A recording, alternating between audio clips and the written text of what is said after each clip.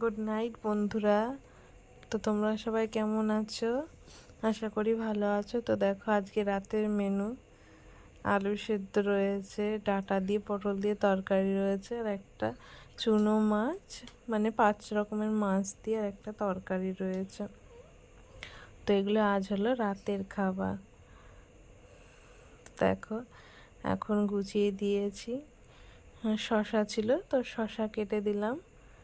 শশা ভালোই খাওয়ার জন্য উপকারিতা, তো রাতে হোক বা যখন সময় পাই শশা কেটে দিই।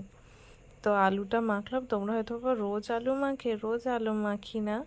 তো আমাদের যেহেতু দুবার রান্না করতে হয়, তো রাতের দিকে ছেলের জন্য ও আলু মাখাটা ভালোবাসে বলে তার জন্য আলু ভাতে দিই। তো আমরাও খেয়ে নিই ওর সাথে সাথে।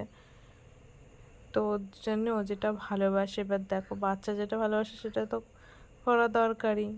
ওর জন্যে ও পছন্দ করে বলে করি। এবার ওর সাথে সাথে আমরাও একটুখানি মেখে নিই, আমরাও খাই।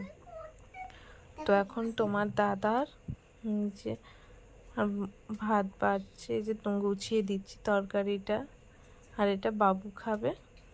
আমাকেও খাইয়ে দিতে হয়, তো যেহেতু খেতে পারে না, তো ও ওকে খাওয়াবো তার জন্যে যে দিচ্ছি। এবার দেখো বাবু খেতে চায় না, তো ও যখন খেয়ে নেবে তারপর বাদ বাকিটা আমি ওর পাতে খেয়ে নেবো।